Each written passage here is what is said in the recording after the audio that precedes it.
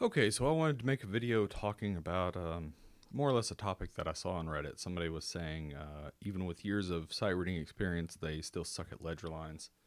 Um, and this is just another good time to remind everybody, you always have to remind yourself this. You get good at what you practice. And if you haven't spent a lot of time on any specific thing, then you're going to suck more at that.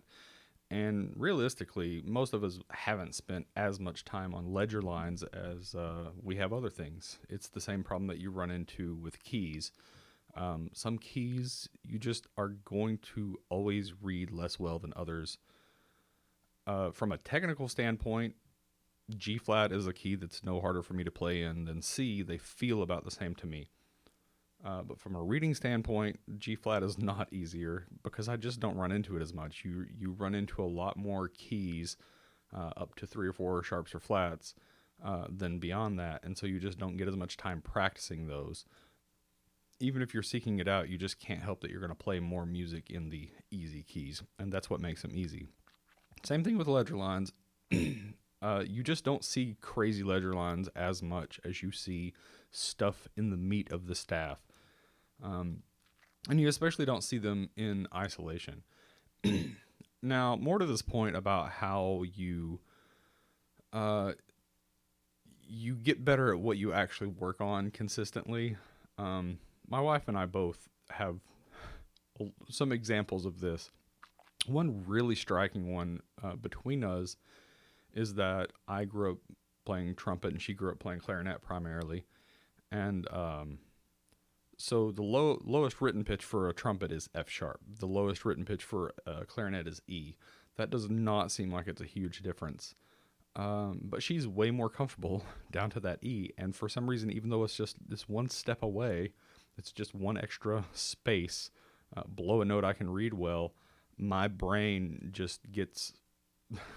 I just kind of scramble, or at least I used to when I would get down to that low E, and especially anywhere below that. Um, and that's just because she'd spent more time reading that note than I had.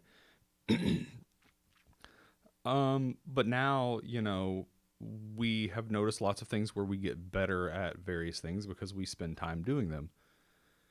She had a job where she was playing a lot of flute, and so flutes are written up quite a bit higher all the time in treble clef.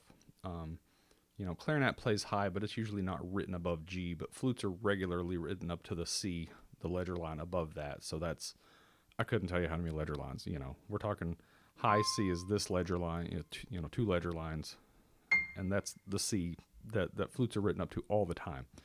And flutes actually seem to prefer ledger lines over 8VA markings in general, at least up to there, because that's just kind of a comfortable range for them to read in. And my wife got much better at reading in that range, whereas she used to struggle with that just because she had to do it a lot. Um, I was playing a musical, 25th annual Putnam County Spelling Bee, which is hilarious, and I was playing the synth part, and there were these really, really low notes. Normally, if you're reading piano bass clef parts, you're going to be playing things in octaves. So if I'm playing something in octaves, I'm reading this note. I'm not reading that note down there. But this had these singular bass lines that were just written out as single notes, really, really low. There were like Fs down here that were just written, and there was nothing around them to give, this octave context. So I got a lot better at reading extremely low, crazy ledger line, bass clef.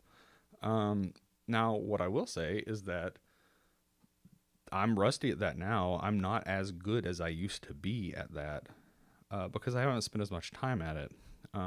I've also gotten better at reading high treble clef high bass clef because I had to read bass guitar book, and that had me reading a lot of stuff. I did a show actually reading bass on keys, and then I did a show playing bass, actually playing bass guitar after that. And both of those made me read really high. And honestly, that probably would have slipped a little, except that I just finished playing a bassoon book on Iwi, which also, at least up to the G, this G above bass clef is pretty common. It seemed like Normally, when they write much higher than that, they'd go to tenor clef, which I also got a lot better at reading tenor clef. There seemed to be an engraving cutoff. I think if they got to B flat for sure, if the top of the line got there. Anyway, that's a whole other thing. But no, I got better at reading those things because I had to do it, whereas I normally don't on piano. And I'll get to more of the strategies for how you end up doing that on piano, because there are ways to get better at it specifically to piano, and I think there are strategies for improving it if you just want to get better at it. So just, you need to remember not to blame yourself when you suck at these things, and definitely don't go to compare yourself to other people. It's hard to compare yourself to other people about something like sight reading ledger lines, but people do this all the time about every little piece of technique. You can't do that. You just need to be a little introspective and realize, okay, have I put in the time on this? Don't go to some place where you think, oh, do I just lack this natural skill? That's something people do all the time with, like, oh, I can't play by ear. Well, have you put in the time? People who play really well by ear, how many years have they been doing that? Or if you're a good reader but you're terrible at playing by ear, okay, how many years have you been reading? And how many weeks usually have you been working on playing by ear? It's so common that people have been reading for 10 years and then they're frustrated that they're not amazing at playing by ear in 2 weeks. You're going to have to put in the time. It'll be shorter the second time around because you have something to build off of, or at least it will be shorter if you work on it efficiently and don't try to jump to where you think you should be. That is a mistake I have made. So anyway, let's talk a little bit about some strategies that you use on piano for reading higher notes. For one, I already mentioned that thing, like if I'm reading, this C, I'm not reading this C.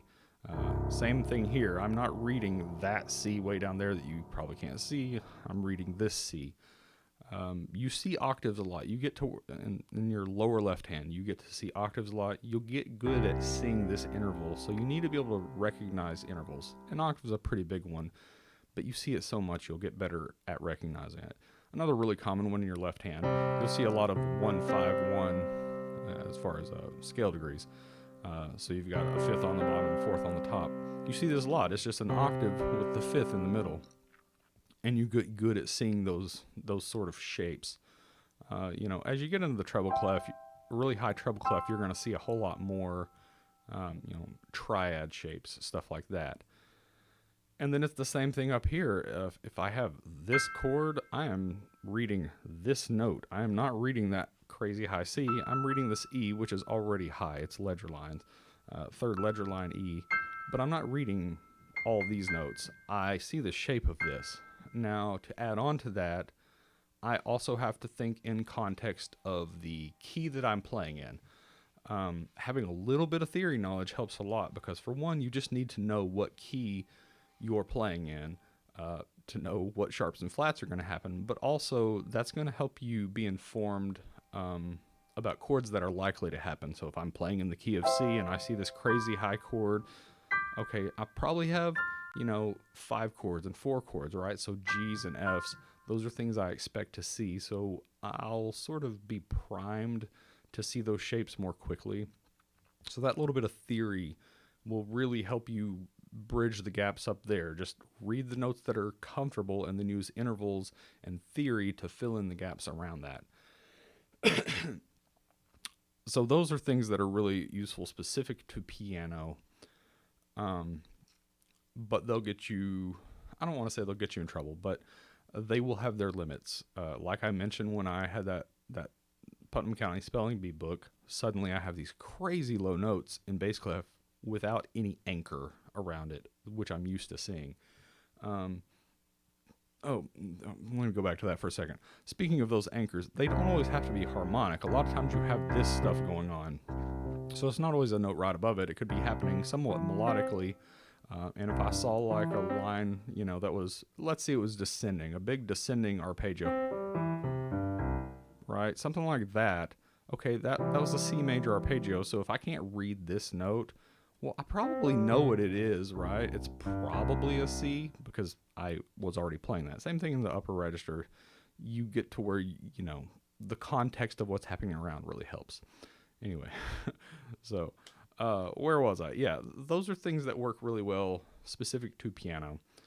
And I'm not going to say it'll get you in trouble, but yeah, you'll run into issues like spelling bee, where I suddenly had lots of no context low notes. So there are strategies for working on that. I would say get books for music, for instruments that use those registers, and spend time reading those. Because that'll just make you good at having to decode it right on the spot. I'm not as huge of a fan of flashcards because they're not going to get you all the way. If you were an absolute beginner, yes, but if you've been reading for a while and you already read well, you're going to hit the wall on flashcards really quickly. The problem is that when we're actually sight reading, we need to be drinking in a whole lot of notes ahead of us really quickly. So it doesn't matter how quickly you can flip over flashcards, or if you're using an app for it, how quickly you can click through them. It's never going to be the same as seeing a melodic line that is full of a bunch of those very high ledger line notes at one time and having to drink in all those notes and reading ahead while doing it. So I would think getting very quickly to where you are doing it where the rubber meets the road matters a lot more. Context matters. You're doing these things in context. You're not doing them in isolation. I have the same frustration that I have explained about using mnemonics for ear training, for memorizing intervals. That's not how we hear intervals in real music. We hear them in the context of the key we're in and all kinds of other stuff.